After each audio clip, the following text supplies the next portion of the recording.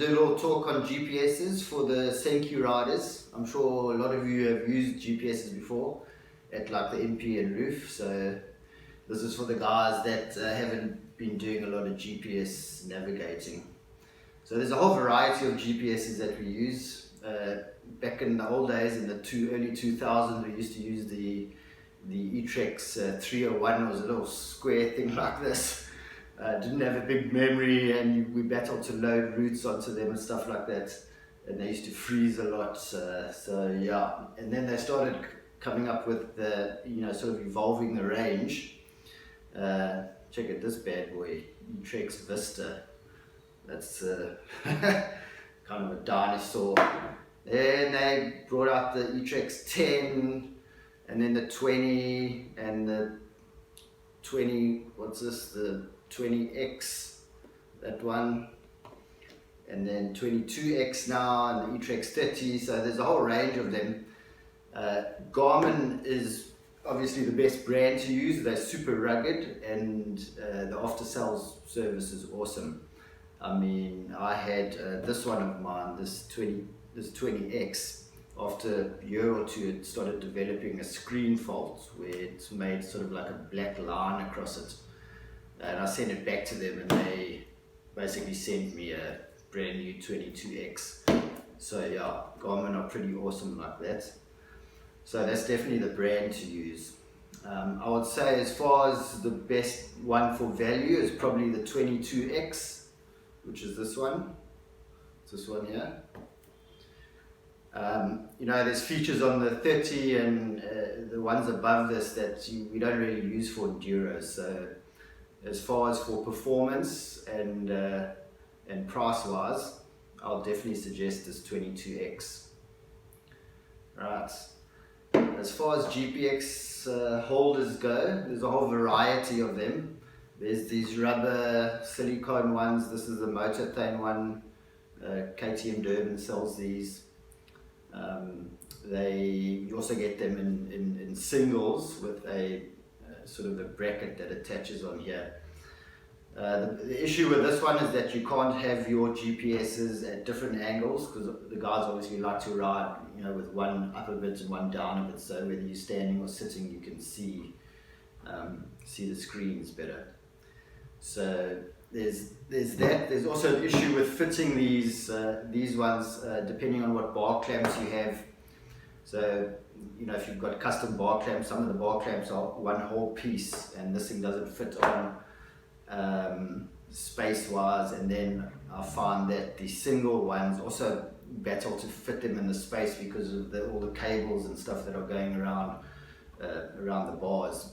So you just need to find a setup. Obviously all of you've got your own bar rakes and bar clamps, so you need to find the right setup for yourselves. My personal favorite is just these very simple Garmin GPS holders. Just goes on with cable ties, got a little piece of rubber there to help with the vibration, and the GPS just simply slides in there and you afer away. The issue with these, sometimes if you bump it really hard, it can clip out and your GPS can go flying. That's happened to me once or twice. So what we do is we just take some insulation tape or even sellotape, masking tape, whatever you've got, and just tape it around there a couple of times, and that holds it firmly in there so it doesn't unclip itself. So that sorts that problem out. The other reason I like these, I can have them split. So we normally ride with two GPSs, and we'll have the long range one, which you're running probably on about 400 meters, and then the short range one between 50 and 80 meters, and we'll have the long range one sort of set up in a stable position, because on the right hand side, because your throttle cables come over there and it sometimes gets a little bit in the way of the screen, and you don't really look at the long range one as much as you do at the short range one. So I keep the short range one on the left, and I tighten it just enough so that it doesn't move on its own, but I can move it with my thumb as I'm riding. So depending on whether I'm standing or sitting, I can just sort of arrange the angle of it for the best angle. When you use these rubber ones, pretty simple to go in there. So they just go in like that.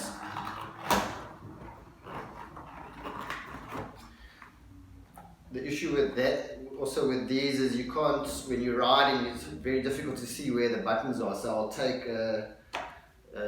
actually a whiteout pen, Tipex pen, and I'll just mark on there where the buttons are. So it's in white. You can see this has had it done, but it's faded now.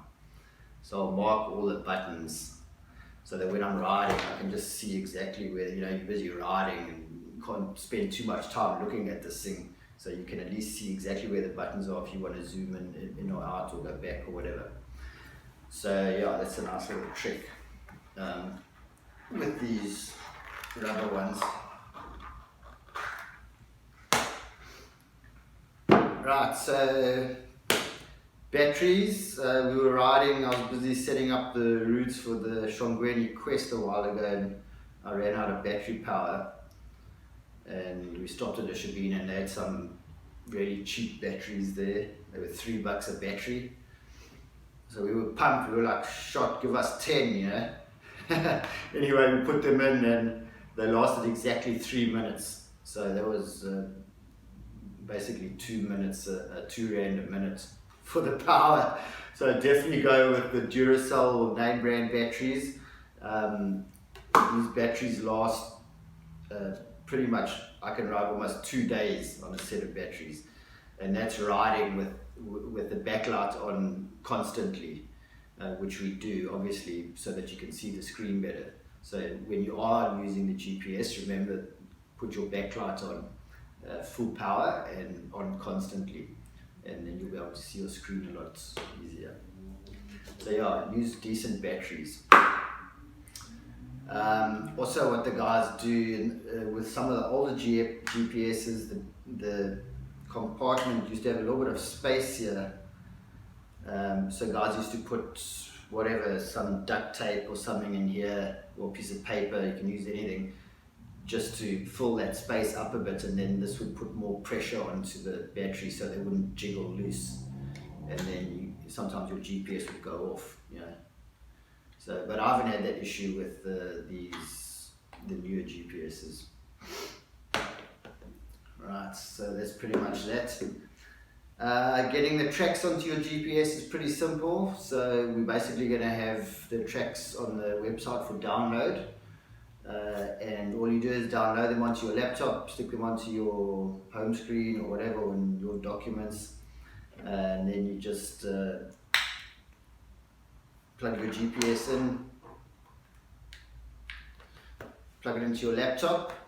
It takes a while to read it, 20-30 seconds, and then you'll see your Garmin will pop up on the left hand side in the sidebar there, and then you just click on the drop down arrow and you'll get a bunch of files, and the file that you want to put the tracks into is the GPX file, so it's called the GPX file. So you just drag the tracks from your documents or whatever, drag it into the GPX file under the Garmin, and it takes literally a few seconds to transfer. Once it's transferred, you can just unplug it, take it out, and then I suggest you go into it and check that your tracks are on. So go into Track Manager or whatever, click on the track, press Navigate, go to Map, and it'll come up with the distance and stuff, and then you know it's on. And I would do that for each track. So you know, when you're racing, you want to make sure that you've got all your tracks on there. Right, so it's pretty simple to get the GPX tracks onto your GPS. So as far as racing with it goes, like I said, we like to have two, and one like this, one flatter and one like this. Often they get dusty when you're racing, and then it's difficult to see the screen, so there's really not much to do about that. We just wipe it with our thumb, you know, as you're riding. You just got to be careful. This little toggle button here, if you bump it while you're navigating, it freezes the arrow on your track. So you think you're navigating like a champion, you are right on your track, and you can go kilometers off track, you know. So keep an eye on that. If that happens, just press the back button and it goes back to navigation mode.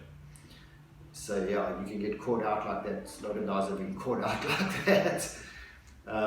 Also, remember that in the race, there are some common tracks between the classes. So always follow your GPS as opposed to following riders, because you can end up in some tricky spots if you're a bronze rider, and you end up on the silver or the legend course, because you're following guys and you missed a split. So be careful of that. The only real setup that I do, these things out of the box, they come pretty much set up. I mean, you can load tracks and go riding. So you can set up the display a little bit. The only thing I really like to set up is to put a dashboard on the top. So you just go into settings and map, and then dash, and then you'll find a whole bunch of settings. Go into dashboard, and you can have one big block on top with a certain metric that you want, or 2 blocks or whatever. I usually use 2, and in the one I'll have distance to destination, so it'll tell me how many Ks I've got to go to the end of that specific loop, which is quite handy. And it's quite nice when you fatigued and you're battling and you're like, oh great, I've only got a couple of Ks to go. So that's pretty good. And then the other one I'll put maybe a lapse time or something, or just the time, so that you can make the time bars on time, and that you're carrying the correct pace. So yeah, otherwise it's just about playing with it. And I'm actually not the best navigator. Most of the time I'm setting tracks and stuff, and I'm using it just to record tracks. So, but one thing I found is that oftentimes you need to look at that GPS a lot more than you think you should. So that's one of the things. It's just about practice. The more you ride and navigate with the GPS, the better you get at it. It's obviously it's quite tricky, because you're trying to navigate, see where you're going, watch the trail, watch obstacles and stuff like that. But you do get better at it. Obviously, ride a little bit slower and navigate better. That is going to increase your average time more so than riding fast and going off track and then having to make your way back onto track and stuff. So yeah, the ones on long range, the ones on short range, it's nice to have that one on 400, and you can just take a glance at it every now and then, and you can see sort of where the track is bending to, because obviously with the short range one at 50 or 80 meters, there's so many lines that it could be any line. So you take a squiz at your long range one, and you're like, okay, I need to sort of bend around that side of the mountain, I'm going to take this track, So yeah, it's pretty fun navigating. So for you guys who haven't done a lot of GPS navigating, you're going to enjoy it, and we'll check you up there at the Thank You.